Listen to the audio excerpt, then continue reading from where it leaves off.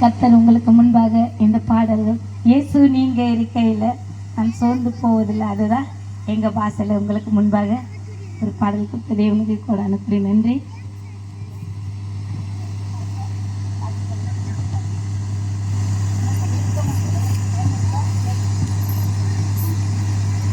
உடம்பு சரியில்லை, அப்போ நான் இந்து தான், கிறிஸ்துவே இல்லை. அப்போ அந்த பாப்பா இருக்கும்போது என் வீட்டுக்காருக்கு ஒரு பயங்கரமான ஒரு ஜுரம் வந்துச்சு. அவருக்கு ஜுரம் வந்து அவர் ரொம்ப சீரியஸாக போலூர் சென்னை ஹாஸ்பிட்டலில் வந்து அட்மிஷன் போட்டிருந்தாங்க. அந்த ஹாஸ்பிட்டலில் வைக்கும்போது நான் ராமச்சந்திர போலூர் அந்த ஹாஸ்பிட்டலில் இருக்கும்போது நான் திருப்பதியில் இருக்கும்போது அப்போ ஒரு ஃபோன் வருது, இப்படி உங்கள் வீட்டுக்காரு ரொம்ப உடம்பு முடியாமல் இருக்காரு, அவர் என்ன செஞ்சாருக்குது ராமச்சந்திர ஹாஸ்பிட்டலில் வந்து அட்மிஷன் பண்ணிக்கிறாரு, அவர் ரொம்ப சீரியஸாக எமர்ஜென்சி வார்டில் வச்சுக்கிறாரு அப்படின்னு சொல்லும்போது அப்போ நான் இந்து. அப்போதான் ஆண்டவர் என்னை தொட்டார். ஹல்லேலூயா. அப்போ சொன்னேன் எல்லாம் என்னென்னமோ சாமியெல்லாம், அப்போ எங்கள் சாமியெல்லாம் நான் கும்பிட்டு பார்த்த முடியல. அரக்கோணம் ரயில்வே ஸ்டேஷன் வந்துட்டேன். வந்து ரொம்ப ஃபோன் மேலே ஃபோன் வந்து சீக்கிரமா வாமா, உங்கள் வீட்டுக்காருக்கு ரொம்ப ரொம்ப பிரச்சனை இருக்கு, அவர்னால ஏந்திருக்க முடியல, அவர் பேச்சு மூச்சு எதுவுமே இல்லாம அப்படியே படுக்கையா இருக்கிறாரு. அது இருக்கும்போது கர்த்தர் என்ன செய்தாரு, அந்த நாளில் அந்த வார்த்தையை கேட்டு என் பாப்பா 2 வயசு இருக்கும்போது மடியில இருக்கும்போது அப்போ நான் ரயில்வே ஸ்டேஷன் வந்துமா, நம்ம அப்பாவுக்கு எதுனா ஒன்று ஆயிடுச்சுன்னா நான் வேற மேரேஜ் அதெல்லாம் பண்றது இல்லை, நான் என்ன செய்றேன், இது கர்த்தர் எனக்கு கொடுத்த சாட்சி. அப்போ எங்க பாப்பா ஜொல்லில் வச்சுங்க நான் சொல்றேன், ரம்யா அப்பாவுக்கு எதுனா அங்கே எதுனா அப்பா உயிர் போயிட்டாருன்னு சொல்லிட்டேன், நான் என்ன செய்வேன், அம்மா உனக்கு நான் பால் கொடுக்குறேன், நீ அப்படியே மடியில நீ பால் குடிச்சின்னு நீயும் நானும் 2 பேரும் என்ன செய்யலாம், ரயில் போற ரயில்ல வந்து தலை வச்சிடலாம் அப்படின்னு சொல்லி எங்க பாப்பா சொல்லும்போது அவர் நல்லா பேசுவா. 2 வயசு இருந்தா கூட நல்லா பேசுவா. சரிம்மா அப்பாவே சத்தி போயிட்டு நம்ம எதுக்கு உயிரோடு இருக்கும், நாமளும் சத்தி போயிடல. ஏன்னா அப்பா சத்து போயிட்டு இன்னொரு கல்யாணம் பண்ணிக்கினு உனக்கு ஒரு சித்தப்பா எனக்கு ஒரு வேற கட்டிக்கினி அந்த வாழ்க்கையில வாயிறது இப்படியே போயிடலாம் அப்படின்னு சொல்லி அந்த நாள்ல சொல்லும் போது அப்போ எங்க நிறைய முறை எனக்கு கிரேஸ் சொல்லுவாங்க. எங்க பாப்பா நாட்டுறாரு அந்த மாதிரி எமர்ஜென்சி வார்டில் 7வது வார்டில் வச்சுக்கிறாங்க. அந்த இடத்துல போயிட்டு ஐயோ நான் போய்கினே இருக்கேன். என்ன ஆண்டவர்கிட்ட சொன்ன, ஆண்டவரே என் வீட்டுக்காருக்கு எந்த பிரச்சனை இல்லாமல் இருந்தால் கண்டிப்பாக நான் என்ன செய்வேன், உன்னோட மகளாக இருக்குன்னு சொல்லிட்டாங்க. போகும்போது அப்படி அவர் எமர்ஜென்சி வார்டில் ஐஸில் படுக்க வச்சுக்கிறாரு.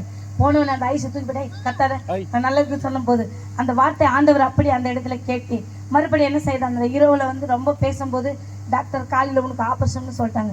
அப்பா காலையில் 5 மணிக்கு எழுந்து பெரிய டாக்டர் வெளியே போயிட்டாங்க.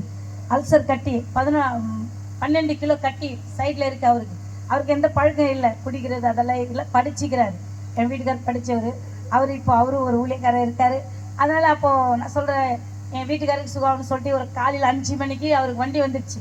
அவருக்கு ஆப்ரேஷன் பண்ணுறதுக்கு எல்லாமே எக்ஸ்ரே எல்லாம் செக்கிங் பண்ண ஒன்றுமே இல்லை. இவருக்கு எப்படி ஆப்ரேஷன் பண்ணலாம், நல்லா இருக்கேன், இந்த கட்டி ஒன்றும் இல்லைன்னு சொல்லிட்டு அந்த இரவில் அவங்க சொல்லும்போது எனக்கு சொல்கிறாரு, எனக்கு காலையில் ஆப்ரேஷன் சொன்னேன். நான் சொன்னேன் நான் ஆராதிக்கிற தேவன் ஜீவன் உள்ளவர், ஹல்லேலூயா. நான் எத்தனையோ தெய்வத்தை இல்லை, நான் ஏசப்பா வேண்டிக்கிறேன், கண்டிப்பாக உனக்கு ஆப்ரேஷன் ஆகுது, நீ நார்மலாக நம்ம என்ன செய்ய போகிறோம், வீட்டுக்கு போக போகிறோம், கர்த்தர் செய்வாருன்னு சொல்லிட்டு அந்த இரவில் ஒரு சிறு பாட்டு அப்போதான் முதல் ரத்த கோட்டைக்குள்ளே நான் நுழைந்து விட்டேன், இது எதுவும் மணங்காது, எந்த தீமும் தீண்டாது, ரத்தம் என். அப்போ அந்த பாட்டு பாடினேன். அந்த பாட்டு பாட்டி ஆண்டவரத்தில் கேட்டேன். அந்த பாட்டு அதுதான் முதல் எனக்கு வந்து அந்த பாட்டு பாடி அந்த இரவில் பார்த்து காலையில் 5 மணிக்கு டாக்டர் வந்தோடனே உனக்கு பெரிய ஆப்ரேஷன் பண்ணணுப்பா. என் வீட்டுக்காரருக்கு அப்போது இதில் வந்து உனக்கு ஆப்ரேஷன் பண்ணி நீ எதுவுமே சாப்பிட இருக்குன்னு சொல்லும்போது ஓன்னு ஆயிடாரு. எனக்கு ஆப்ரேஷன் உனக்கு ஒன்றாவது பாருங்க அப்படின்னு சொல்லிட்டு காலையில் 5 மணிக்கு டீம் கட்டு ஆண்டவரே என் வாழ்க்கையில் ஒரு அற்புதம் நடக்கட்டும் அப்படின்னு சொல்லிட்டு கண்ணீரோடு அழுகிறேன். அந்த டாக்டர் எல்லாமே அவருக்கு மொத்தம் ஒரு 20,000 ரூபாய் பொருள் வாங்கிட்டு பக்கத்துலேயே பாக்ஸ் வச்சுட்டு அவர் கொண்டு போகிறதுக்கு ஒரு ட்ரெஸ்ஸு, க்ரீன் ட்ரெஸ்ஸு, வண்டி எல்லாமே வாங்கி வச்சுட்டாங்க. நான் அப்படியே கண்ணு மூடி ஜெபிக்கிறேன், என் ஆண்டவர் இதில் நீ அற்புதம் செய்யணும், எங்கள் வீட்டுக்காருக்கு இந்த ஆப்ரேஷன் வாடலே போகக்கூடாது, இப்படி இருந்து இப்படியே போயிடணும், நீ அற்புதம் செய். அந்த இரவில் ஆண்டவர் என்ன செய்தார், அவருக்கு ஒரு ஏதோ ஒரு உருவம் வருது, என் வயிற்றுல அப்படியே கையை போட்டு பிசுக்குதுமா நசுக்குது. அதை நான் சொன்னேன், ஆண்டவர் அந்த இடத்த அந்த கட்டி என்ன செய்யறாரு, ஒடிக்கிறார். அந்த இரவில் சொன்னேன் கணவரோட, அதை ஆண்டவர் தான் உன்னை கையை வச்சு அந்த கட்டி என்ன செய்யறாரு, ஒடிச்சு அது பாத்ரூம் வழி வந்து உனக்கு இந்த ஜீவனுள்ள நாளெல்லாம் நான் சாட்சியா இருக்குன்னு சொல்லி கர்த்தர் அற்புதம் செய்யறேன்னு சொன்னேன். அதேமாரி தான் 5 மணிக்கு வந்து அந்த டாக்டர் பெரிய சீஃப் டாக்டர் சொல்லிட்டு போயிட்டார். டாக்டர் வர்றாரு, யார் பேரில் ஒரு நரிக்குற ஒரு பேஷண்ட்டு வெங்கடேஷ் சொல்லி இவர் தான், இவருக்கு எதுவுமே இல்லையா, அப்போ எப்படி ஆப்ரேஷன் அப்படின்னு சொல்லிட்டு ஒன்றுமே அவர் செக் பண்ணல. வந்தவொடனே இந்த வயிற்று தம்பி நீ எழுந்திருப்பா, யார் பையன் இவருக்கு சொன்னாங்க ஆப்ரேஷன் ஒன்றும் இல்லைப்பா, உன் கட்டியெல்லாம் ஒழிஞ்சு போச்சு, நீ வெளியே போ அப்படி சொன்ன உடனே நான் என்ன செய்யறது எனக்கு ஒன்றுமே ரொம்ப சந்தோஷம். அப்படியே ஆண்டவருக்கு ரொம்ப நன்றி சொன்னேன். நன்றி சொல்லிட்டு நான் பாத்ரூம் போகணும்னு சொல்லிட்டு கூப்பிட்டு போகும்போது அந்த வயிற்றுல இவ்வளோ பெருசு ரத்த கட்டி அப்படியே ஒடிஞ்சு வெளியே வருது. ஹல்லேலூயா. அப்போ பாருங்க, கொண்டு வந்த பொருள் எல்லாம் ஆண்டவர் என்ன செய்தாரு, அமுச்சிட்டாரு.